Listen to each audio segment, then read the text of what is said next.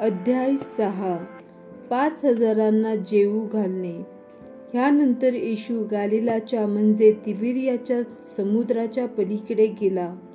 तेव्हा मोठा लोकसमुदाय त्याच्या मागोमाग चालला, कारण आजारी लोकांसाठी जी चिन्हे तो करीत असे ती त्यांनी पाहिली होती. येशू डोंगरावर जाऊन तेथे आपल्या शिष्यांसह बसला. यहुद्यांचा वल्हांडण सण जवळ आला होता. तेव्हा येशू दृष्टी वर करून व आपणाकडे मोठा लोकसमुदाय येत आहे असे पाहून फिलिप्पाला म्हणाला, ह्यांना खायला आपण भाकरी कोठून विकत आणाव्या? ते तर त्याने त्याची परीक्षा पाहण्याकरिता म्हटले, कारण आपण काय करणार आहोत हे त्याला ठाऊक होते. फिलिप्पाने त्याला उत्तर दिले, ह्याच्यातील एकेकाने थोडे थोडे घेतले तरी 200 रुपयांच्या भाकरी त्यांना पुरणार नाहीत. त्याच्या शिष्यांपैकी एक जण म्हणजे शिमोन पेत्राचा भाऊ अंद्रिया त्याला म्हणाला, येथे एक लहान मुलगा आहे. त्याच्याजवळ जवाच्या 5 भाकरी व 2 मासळ्या आहेत, परंतु त्या इतक्यांना कशा पुरणार? येशू म्हणाला, लोकांना बसवा. त्या ठिकाणी पुष्कळ गवत होते. तेव्हा तेथे जे सुमारे 5,000 पुरुष होते ते बसले. येशूने त्या भाकरी घेतल्या आणि आभार मानल्यावर बसलेल्यांना वाटून दिल्या. तसेच त्या मासळ्यांतूनही त्यांना पाहिजे तितके दिले. ते तृप्त झाल्यावर त्याने आपल्या शिष्यांना सांगितले, काही फुकट जाऊ नये म्हणून उरलेले तुकडे गोळा करा. मग जेवणाऱ्यांना पुरे झाल्यावर त्यांनी जवाच्या 5 भाकरीचे उरलेले तुकडे गोळा करून 12 टोपल्या भरल्या. तेव्हा त्याने केलेले चिन्ह पाहून ती माणसे म्हणू लागली, जगात जो संदेष्टा येणार आहे तो खरोखर हाच होय. येशूचा एकांतवास व त्याचे पाण्यावरून चालणे. मग ते येऊन आपणास राजा करण्याकरिता बळजबरीने धरण्याच्या बेतात आहेत, हे ओळखून येशू पुन्हा डोंगरावर एकटाच निघून गेला. संध्याकाळ झाल्यावर त्याचे शिष्य खाली समुद्राकडे गेले आणि मचव्यात बसून समुद्राच्या पलीकडे कफरनहुमात जाऊ लागले. एवढ्यात अंधार पडला, तोवर येशू त्यांच्या जवळ आला नव्हता आणि मोठा वारा सुटून समुद्र खवळू लागला होता. मग सुमारे कोस 1.25 कोस वल्हून गेल्यावर त्यांनी येशूला समुद्रावरून मचव्याच्या जवळ चालत येताना पाहिले आणि त्यांना भय वाटले. परंतु तो त्यांना म्हणाला, मी आहे, भिवू नका. म्हणून त्याला मचव्यात घेण्याची त्यांना इच्छा झाली. तेवढ्यात त्यांना जायचे होते त्या ठिकाणी मचवा किनाऱ्यास लागला. जीवनाची भाकर.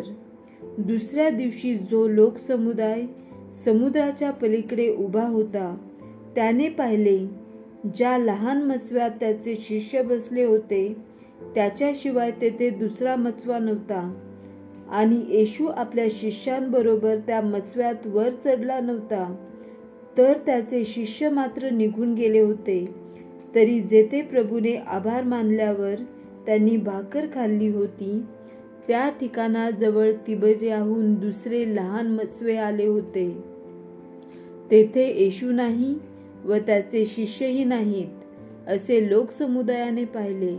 तेव्हा ते लहान मचव्यात बसून येशूचा शोध करीत कफरनहुमास आले. तेव्हा तो त्यांना समुद्राच्या पलीकडे भेटल्यावर ते त्याला म्हणाले, गुरुजी, येथे कधी आलात? येशूने त्यांना उत्तर दिले, मी तुम्हाला खचित खचित सांगतो, तुम्ही चिन्ह पाहिली म्हणून नव्हे, तर भाकर खाऊन तृप्त झाला म्हणून माझा शोध करिता. नाशवंत अन्नासाठी श्रम करू नका, तर पिता जो देव ह्याने ज्याच्यावर शिक्का मारला आहे तो मनुष्याचा पुत्र तुम्हाला सार्वकालिक जीवनासाठी टिकणारे अन्न देईल, त्यासाठी श्रम करा. ह्यावरून ते त्याला म्हणाले, देवाची कामे आमच्या हातून व्हावी म्हणून आम्ही काय करावे? येशूने त्यांना उत्तर दिले, देवाचे काम हेच आहे की ज्याला त्याने पाठवले त्याच्यावर तुम्ही विश्वास ठेवावा. ह्यावरून ते त्याला म्हणाले, असे कोणते चिन्ह आपण दाखवता की जे पाहून आम्ही आपणावर विश्वास ठेवावा? आपण कोणते कृत्य करता? आमच्या पूर्वजांनी अरण्यात मन्ना खाल्ला आणि असे लिहिले आहे की त्याने स्वर्गातून भाकर त्यांना खायला दिली. ह्यावरून येशू त्यांना म्हणाला, मी तुम्हाला खचित सांगतो, मोशेने तुम्हाला स्वर्गातून येणारी भाकर दिली असे नाही, तर माझा पिता स्वर्गातून येणारी खरी भाकर तुम्हाला देतो. कारण जी स्वर्गातून उतरते व जगाला जीवन देते तीच देवाची भाकर होय. म्हणून ते त्याला म्हणाले, प्रभुजी, ही भाकर आम्हाला नित्य द्या. येशू त्यांना म्हणाला, मीच जीवनाची भाकर आहे.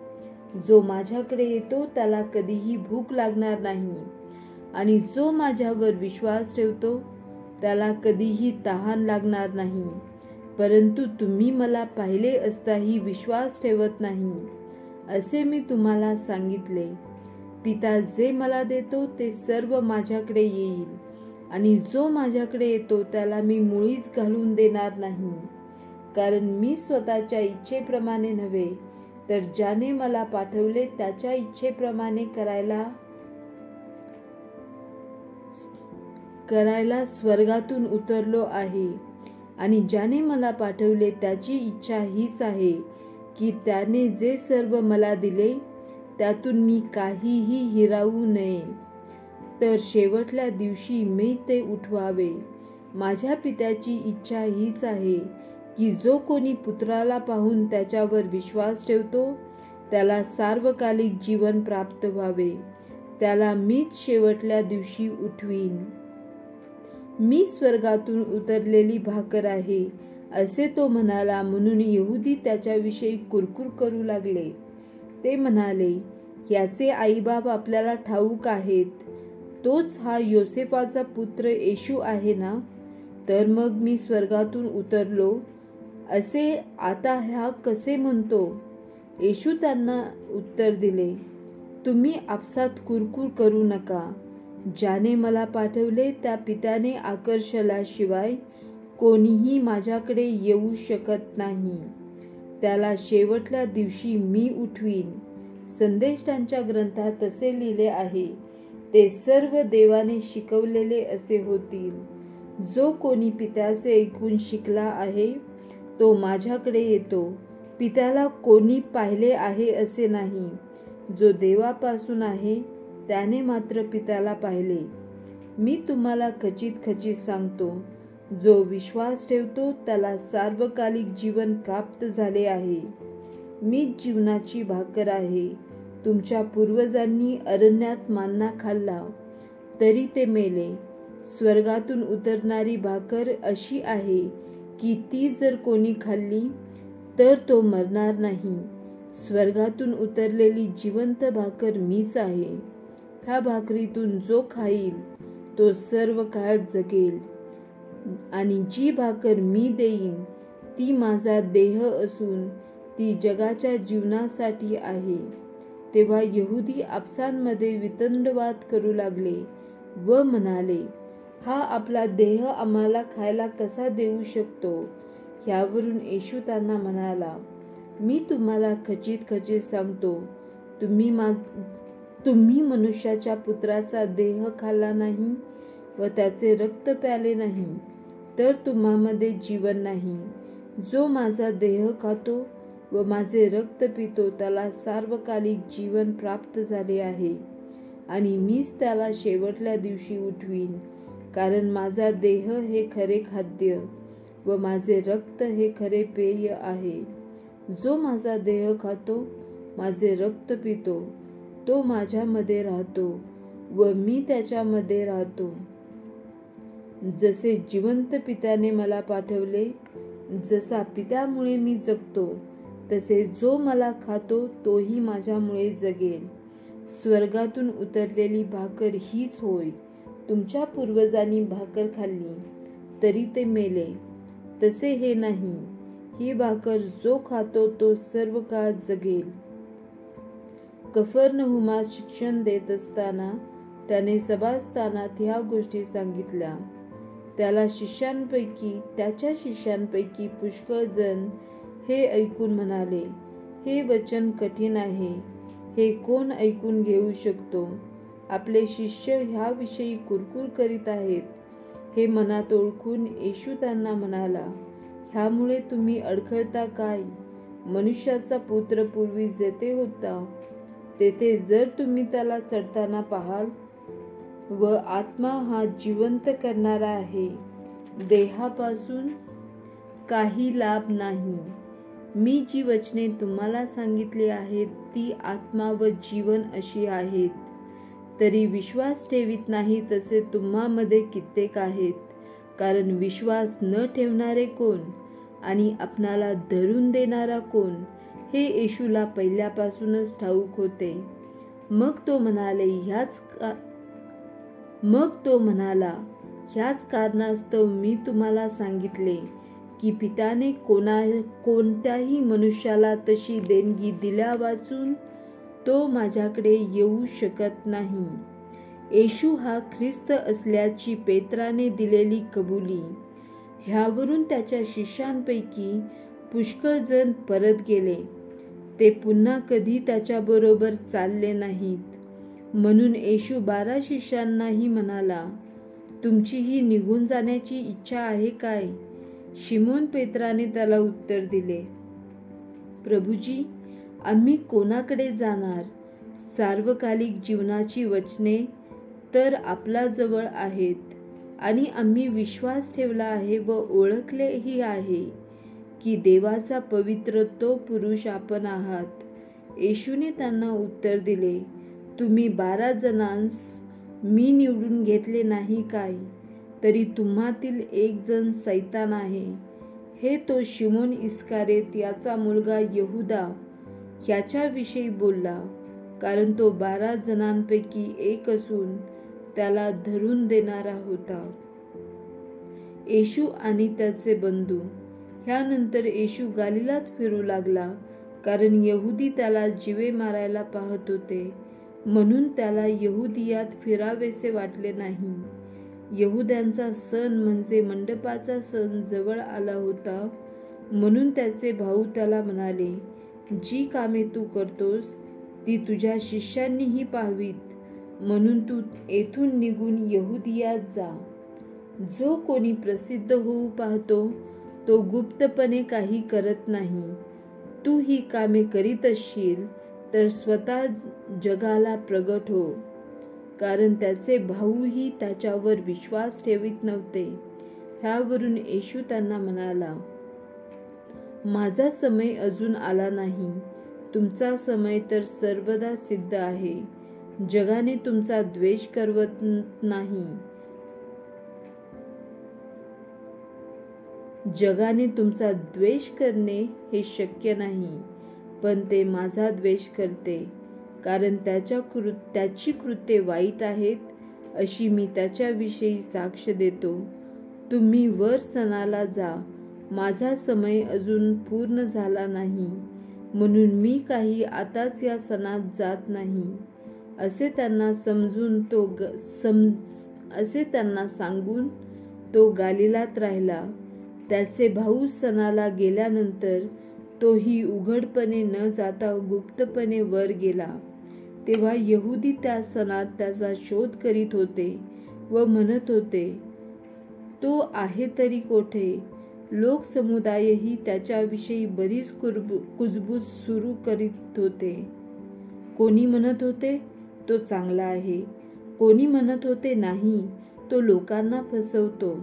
तरी यहुद्यांच्या भीतीमुळे कोणी त्याच्याविषयी उघडपणे बोलला नाही. आपण देवापासून आलो हे येशू यरुशलेमेत शिकवतो. मग अर्धा सण आटोपल्यावर येशू वर मंदिरात जाऊन शिक्षण देऊ लागला. ह्यावरून यहुदी आश्चर्य करून म्हणाले, शिकवल्या वाचून ह्याला विद्या कशी आली? ह्यावरून येशूने त्यांना उत्तर दिले, माझी शिकवण माझी नाही, तर ज्याने मला पाठवले त्याची आहे. जो कोणी त्याच्या इच्छेप्रमाणे करण्याची मनशा बाळगतो त्याला ही शिकवण देवापासून आहे किंवा मी आपल्या मनसे बोलतो हे समजेल. जो आपल्या मनसे बोलतो तो स्वतःचेच गौरव पाहतो, परंतु आपणाला ज्याने पाठवले त्याचे गौरव जो पाहतो तो खरा आहे व त्याच्यामध्ये अनिती नाही. मोशेने तुम्हाला नियमशास्त्र दिले की नाही, तरी तुम्ही कोणतेही नियमशास्त्र पाळत नाही. तुम्ही मला जीवे मारायला का पाहता? लोकसमुदायाने उत्तर दिले, तुला भूत लागले आहे. तुला जीवे मारायला कोण पाहतो? येशूने त्यांना उत्तर दिले, मी एक कृत्य केले व त्यामुळे तुम्ही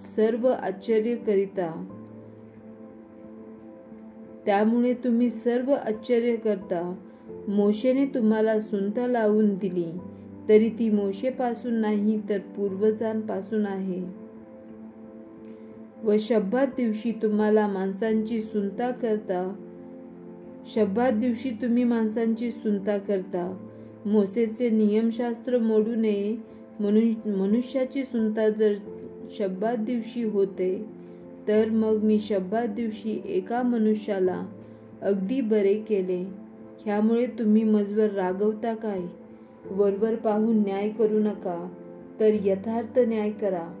ह्यावरून यरुशलेमकरांपैकी कित्येक जण म्हणू लागले, ज्याला जीवे मारायला पाहतात तो हाच आहे ना?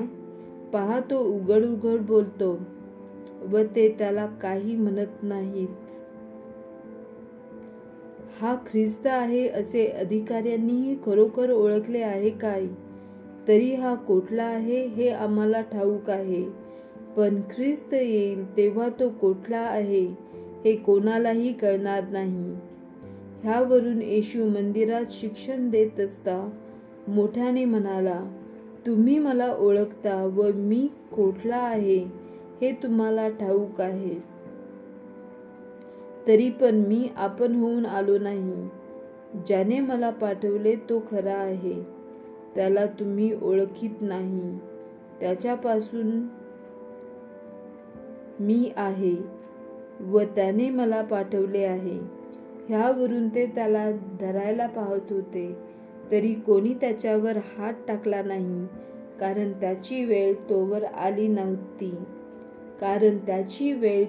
आली नव्हती. तेव्हा लोकसमुदायातील बऱ्याच जणांनी त्याच्यावर विश्वास ठेवला व ते म्हणू लागले, ख्रिस्त येईल तेव्हा ह्याने केलेल्या चिन्हापेक्षा अधिक काय करणार आहे? लोकसमुदाय त्याच्याविषयी अशी कुजबूज करीत आहेत हे परुषांच्या कानावर गेले आणि मुख्य याजक व परुषी यांनी त्याला धरायला कामदार पाठवले. ह्यावरून येशू त्यांना म्हणाला, मी आणखी थोडा वेळ तुम्हा बरोबर आहे, मग ज्याने मला पाठवले त्याच्याकडे मी निघून जाईन.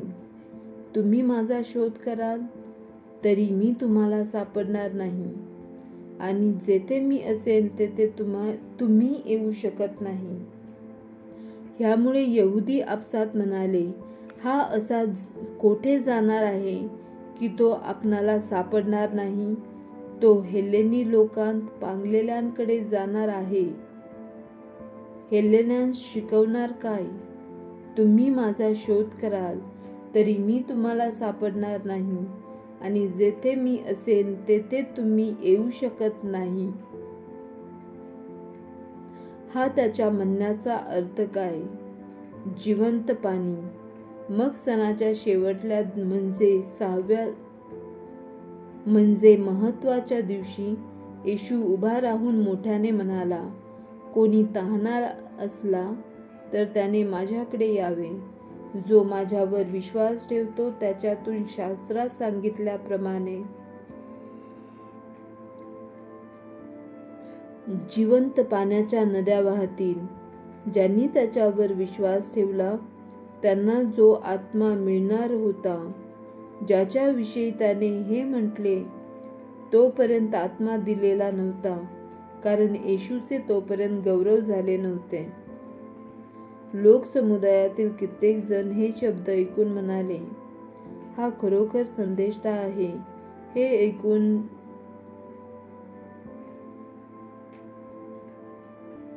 ऐकून म्हणत होते, हा खरोखर संदेष्टा आहे. कित्येक म्हणाले, हा ख्रिस्त आहे.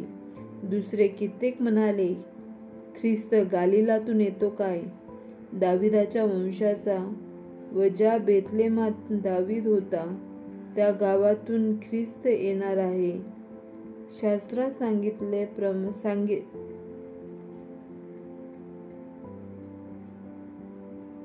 दाविदाच्या वंशाचा व ज्या बेथलेहेमात दावीद होता त्या गावातून ख्रिस्त येणार आहे असे शास्त्रात सांगितले नाही काय?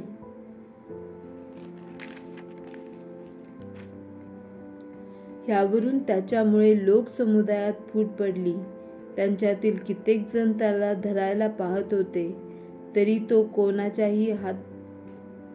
तरी कोणीही त्याच्यावर हात टाकला नाही.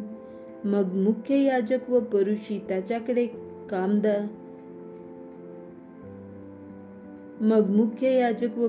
यांच्याकडे कामदार आले. त्यांना ते म्हणाले, तुम्ही त्याला का आणले नाही?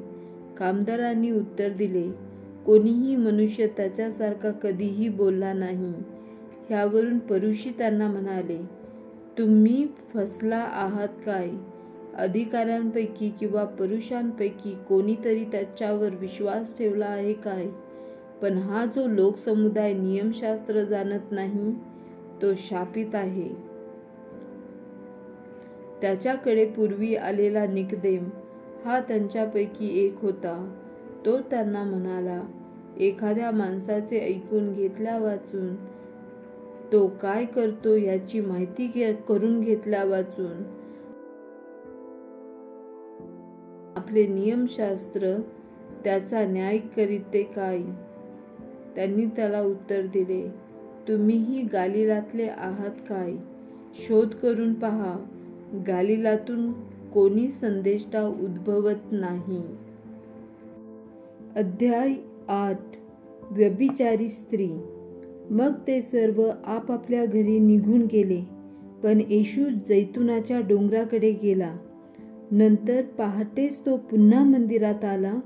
तेव्हा सर्व लोक त्याच्याकडे आले आणि तो बसून त्यांना शिकवू लागला.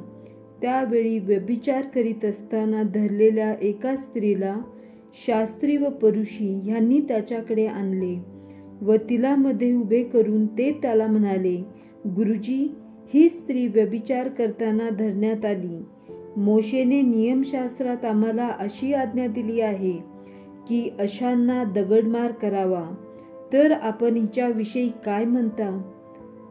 त्याला दोष लावायला आपणास काहीतरी मिळावे म्हणून त्याची परीक्षा पाहण्याकरिता ते असे म्हणाले. येशू तर खाली ओनवून बोटाने जमिनीवर लिहू लागला आणि ते त्याला एकसारखे विचारित असता तो उठून त्यांना म्हणाला, तुम्हामध्ये जो निष्पाप असेल त्याने प्रथम तिच्यावर दगड टाकावा. मग तो पुन्हा खाली ओनवून जमिनीवर लिहू लागला. हे शब्द ऐकून वृद्धातल्या वृद्धापासून तो थेट शेवटल्या माणसापर्यंत ते सर्व एकामागून एक निघून गेले. येशू एकटा राहिला. तेथे ती स्त्रीही मध्ये उभी होती. नंतर येशू उठला व त्या स्त्रीशिवाय तेथे कोणी नाही असे पाहून तिला म्हणाला, बाई, तुला दोष देणारे कोठे आहेत? तुला कोणी दंड ठरवला नाही काय? ती म्हणाली, प्रभुजी, कोणी नाही. तेव्हा येशू तिला म्हणाला, मीही तुला दंड ठरवित नाही. जा आणि ह्या पुढे पाप करू नकोस. जगाचा प्रकाश. पुढे येशू पुन्हा त्यांना म्हणाला, मीच जगाचा प्रकाश आहे. जो मला अनुसरतो तो अंधारात चालणार नाही, तर त्याच्याजवळ जीवनाचा प्रकाश राहील. ह्यावरून परुषी त्याला म्हणाले, तुम्ही स्वतःविषयी साक्ष देता, तुमची साक्ष खरी नाही. येशूने त्यांना उत्तर दिले, मी स्वतःविषयी साक्ष दिली तरी माझी साक्ष खरी आहे, कारण मी कोठून आलो व कोठे जातो हे मला ठाऊक आहे. मी कोठून येतो व कोठे जातो हे तुम्हाला ठाऊक नाही. तुम्ही दैहिक बुद्धीने न्याय करिता, मी कोणाचा न्याय करत नाही. आणि जरी मी कोणाचा न्याय केला तरी माझा न्याय खरा आहे, कारण मी एकटा नाही, तर मी आहे व ज्याने मला पाठवले तोही आहे. तुमच्या नियमशास्त्रात असे लिहिले आहे की दोघा मनुष्याची साक्ष खरी आहे. मी स्वतःविषयी साक्ष देणारा आहे आणि ज्या पित्याने मला पाठवले तोही माझ्याविषयी साक्ष देतो. ह्यावरून ते त्याला म्हणाले, तुमचा पिता कोठे आहे? येशूने त्यांना उत्तर दिले, तुम्ही मला किंवा माझ्या पित्यालाही ओळखत नाही. तुम्ही मला ओळखले असते तर माझ्या पित्यालाही ओळखले असते. तो मंदिरात शिकवित असता ही वचने जमानदार खान्यात बोलला आणि त्याला कोणी धरले नाही, कारण तोपर्यंत त्याची वेळ आली नव्हती. ओढवणाऱ्या संकटाविषयी इशारे. ह्यानंतर तो पुन्हा त्यांना म्हणाला, मी निघून जातो आणि तुम्ही माझा शोध कराल व आपल्या पापात मराल. मी जेथे जातो तेथे तुम्ही येऊ शकत नाही. ह्यावरून यहुदी म्हणाले, मी जेथे जातो तेथे तुम्ही येऊ शकत नाही असे हा म्हणतो. ह्यावरून हा आत्महत्या तर करणार नाही ना? तो त्यांना म्हणाला, तुम्ही खालचे आहात, मी वरचा आहे. तुम्ही ह्या जगाचे आहात, मी ह्या जगाचा नाही. मी म्हणून तुम्हाला सांगितले, तुम्ही आपल्या पापात मराल. कारण मी तो आहे असा तुम्ही विश्वास न धरल्यास तुम्ही आपल्या पापात मराल. ह्यावरून ते त्याला म्हणाले, तुम्ही कोण आहात? येशू त्यांना म्हणाला, पहिल्यापासून तुम्हाला जे सांगत आलो तेच नाही का? मला तुम्हाविषयी पुष्कळ बोलायचे आहे व न्याय निवाडा करायचा आहे, परंतु ज्याने मला पाठवले तो खरा आहे आणि ज्या गोष्टी मी त्याच्यापासून ऐकल्या त्या मी जगात सांगतो. तो आपल्या बरोबर पित्याविषयी बोलत आहे हे त्यांना समजले नाही. म्हणून येशूने त्यांना म्हटले, जेव्हा तुम्ही मनुष्याच्या पुत्राला उंच कराल तेव्हा तुम्हाला समजेल की मी तो आहे आणि मी आपण होऊन काही करत नाही, तर मला पित्याने शिकवल्याप्रमाणे मी ह्या गोष्टी बोलतो. ज्याने मला पाठवले तो माझ्या बरोबर आहे. त्याने मला एकटे सोडले नाही, कारण जे त्याला आवडते ते मी सर्वदा करतो.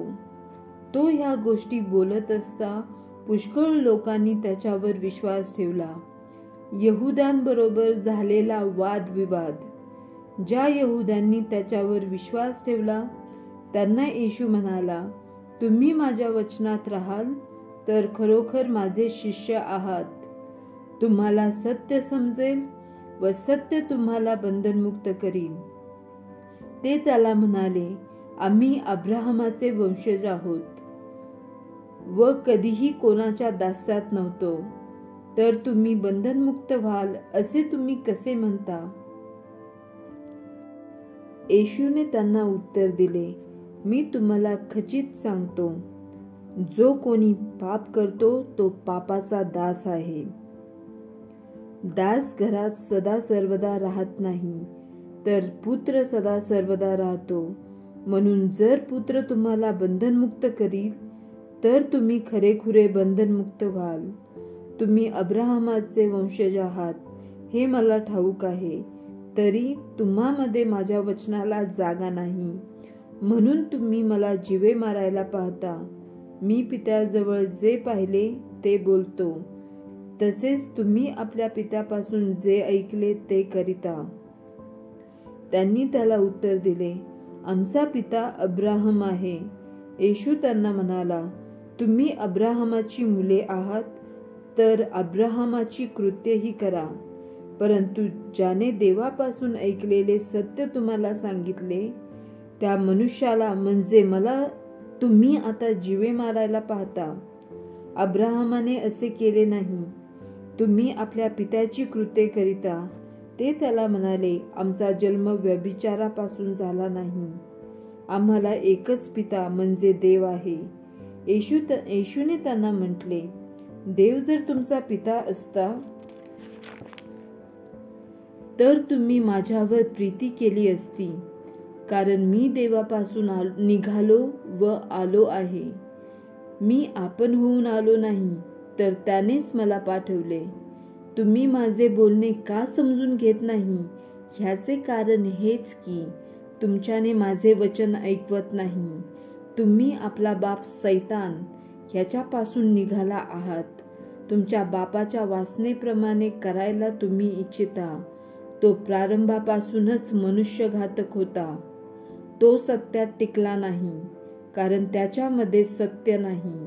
तो खोटे बोलतो तेव्हा तो स्वतःचे बोलतो, कारण तो लबाड व लबाडीचा बाप आहे.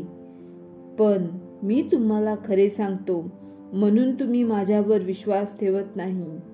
तुमच्यापैकी कोणी मला पापी ठरवतो? तुमच्यापैकी कोण मला पापी ठरवतो? मी खरे सांगत असता तुम्ही माझ्यावर विश्वास का ठेवत नाही? जो देवापासून आहे तो देवाची वचने ऐकतो. तुम्ही देवापासून नाही, म्हणून तुम्ही ऐकत नाही. यहुद्यांनी त्याला उत्तर दिले, तुम्ही शोमरोनी आहात व तुम्हाला भूत लागले आहे. हे जे आम्ही म्हणतो ते बरोबर आहे की नाही? येशूने उत्तर दिले, मला भूत लागले नाही, तर मी आपल्या पित्याचा सन्मान करीतो आणि तुम्ही माझा अपमान करीता. मी स्वतःचे गौरव करू पाहत नाही, ते पाहणारा व न्यायनिवाडा करणारा आहेच. मी तुम्हाला खचित सांगतो, जर कोणी माझे वचन पाळील तर त्याला मरणाचा अनुभव कधीही होणार नाही. यहुदी त्याला म्हणाले, तुम्हाला भूत लागले आहे हे आता आम्हाला कळाले. अब्राहम मेला, संदेष्टेही मेले, आणि तुम्ही म्हणता जर कोणी माझे वचन पाळील तर त्याला मरणाचा अनुभव कधीच येणार नाही. आमचा बाप अब्राहम मेला, त्याच्यासाठी त्याच्यापेक्षा तुम्ही मोठे आहात काय? संदेष्टेही मेले, तुम्ही स्वतःला काय समजता? येशूने उत्तर दिले, मी माझे स्वतःचे गौरव केले तर ते माझे गौरव काहीच नाही. माझे गौरव करणारा माझा पिता आहे, तो आमचा देव आहे, असे तुम्ही त्याच्याविषयी म्हणता. तरी तुम्ही त्याला ओळखले नाही. मी त्याला ओळखतो आणि मी त्याला ओळखत नाही असे जर मी म्हणेन तर मी तुमच्यासारखा लबाड ठरेन. पण मी त्याला ओळखतो व त्याचे वचन पाळतो. तुमचा बाप अब्राहम माझा दिवस पाहण्यासाठी उल्हासित झाला. तो त्याने पाहिला व त्याला हर्ष झाला. तेव्हा यहुदी त्याला म्हणाले, तुम्हाला अजून 50 वर्ष झाली नाहीत आणि तुम्ही अब्राहमाला पाहिले आहे काय? येशू त्यांना म्हणाला, मी तुम्हाला खचित सांगतो, अब्राहमाचा जन्म झाला त्यापूर्वी मी आहे. ह्यावरून त्यांनी त्याला मारण्याकरिता दगड उचलले. परंतु येशू मंदिरातून गुप्तपणे निघून गेला. तो तिकडून जात असता एक जन्मांध माणूस त्याच्या दृष्टीस पडला.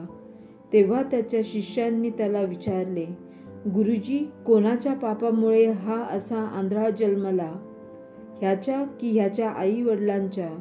येशूने त्याला उत्तर दिले, ह्याने किंवा ह्याच्या आई वडिलांनी पाप केले असे नाही, तर ह्याच्या ठायी देवाचे गौरव प्रगट व्हावे म्हणून हा असा जन्मास आला. ज्याने मला पाठवले आहे त्याची कामे दिवस आहे तोपर्यंत आपल्याला केली पाहिजेत. रात्र येणार आहे, तिच्यात कोणालाही काम करता येणार नाही.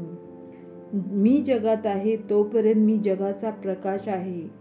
असे बोलून तो भूमीवर थुंकला. थुंकीने त्याने चिखल केला. तो चिखल त्यांच्या डोळ्यास लावला आणि त्याला म्हटले, जा, शिलोह म्हणजे पाठवलेल्या नावाच्या तळ्यात जाऊन धु. मग त्याने जाऊन ते धुतले. तो डोळस होऊन आला. ह्यावरून शेजारी पाजारी व ज्यांनी त्याला पूर्वी भिक्षा मागताना पाहिले होते ते म्हणाले, भीक मागत बसणारा तो हाच नाही काय?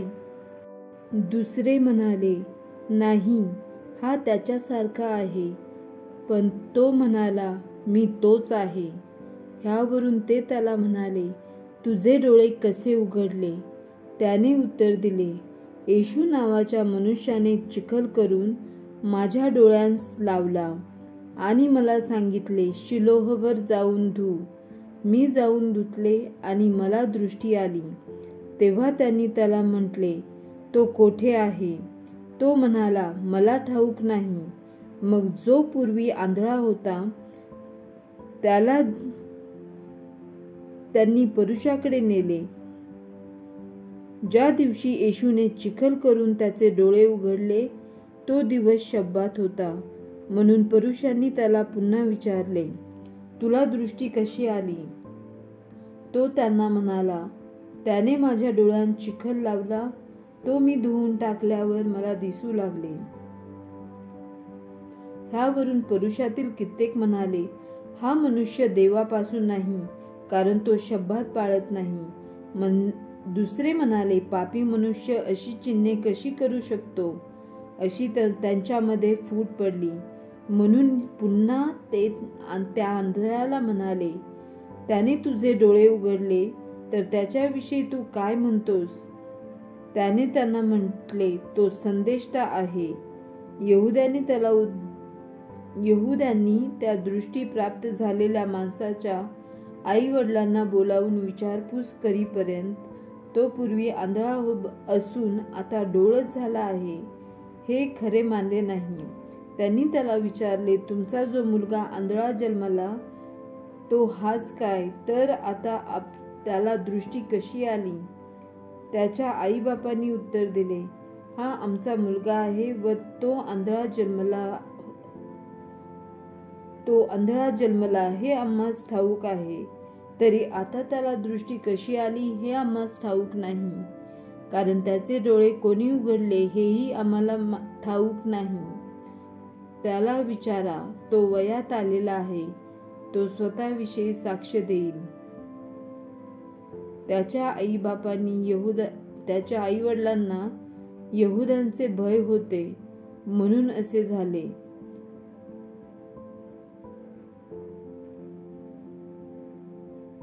कारण हा ख्रिस्त आहे असे कोणी पत्करल्यास त्याला सभा बहिष्कृत करावे असे यहुद्यांचे अगोदरच एकमत झाले होते. ह्यामुळे त्याच्या आईबापांनी म्हटले, तो वयात आला आहे, त्यालाच विचारा. मग जो मनुष्य पूर्वी आंधळा होता त्याला त्यांनी दुसऱ्यांदा बोलावून म्हटले, देवाचे गौरव कर. तो मनुष्य पापी आहे असे आम्हाला सांग.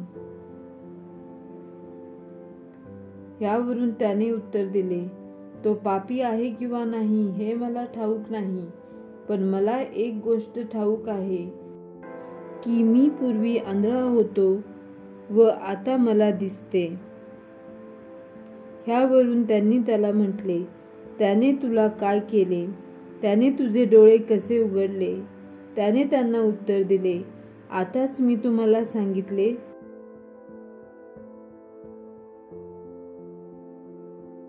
तरी तुम्ही ऐकले नाही.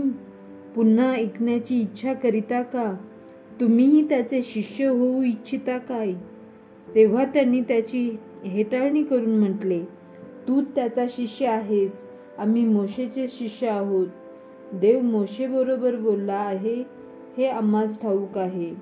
हा कोठला आहे हे आम्हाला ठाऊक नाही. त्या माणसाने त्यांना उत्तर दिले, हेच तर मोठे आश्चर्य आहे की तो कोठला आहे हे तुम्हाला ठाऊक नाही, पण त्याने तर माझे डोळे उघडले. आपल्याला ठाऊक आहे की देव पापी लोकांचे ऐकत नाही, तर जो कोणी देवाचा भक्त असून त्याच्या इच्छेप्रमाणे वर्ततो त्याचे तो ऐकतो. जन्मांधाचे डोळे कोणी उघडल्याचे युगाच्या आरंभापासून कधी ऐकण्यात आले नव्हते. हा देवापासून नसता तर ह्याला काही करता आले नसते. आणि त्यांनी त्याला म्हटले, तू सर्वस्वी पापात जन्मलास आणि आम्हाला शिकवतोस काय? मग त्यांनी त्याला बाहेर घालवले. हे येशूने ऐकले आणि त्याला तो सापडल्यावर तो त्याला म्हणाला, तू मनुष्याच्या पुत्रावर विश्वास ठेवतोस काय? त्याने उत्तर दिले, महाराज, मी त्याच्यावर विश्वास ठेवावा असा तो कोण? येशू त्याला म्हणाला, तू त्याला पाहिले आहे व तुझ्याबरोबर आता बोलत आहे तो मी तोच आहे. तो म्हणाला, प्रभूजी, मी विश्वास ठेवतो. त्याने त्याला नमन केले. तेव्हा येशू म्हणाला, न्यायनिवाड्यासाठी या जगात मी आलो आहे, यासाठी की ज्यांना दिसत नाही त्यांना दिसावे आणि ज्यांना दिसते त्यांनी आंधळे व्हावे. परुषातील जे त्याच्याजवळ होते त्यांनी हे ऐकून त्याला म्हटले, आम्ही आंधळे आहोत काय? येशूने त्यांना म्हटले, तुम्ही आंधळे असता तर तुम्हाला पाप नसते, परंतु आम्हाला दिसते असे तुम्ही म्हणता, म्हणून तुमचे पाप तसेच राहते.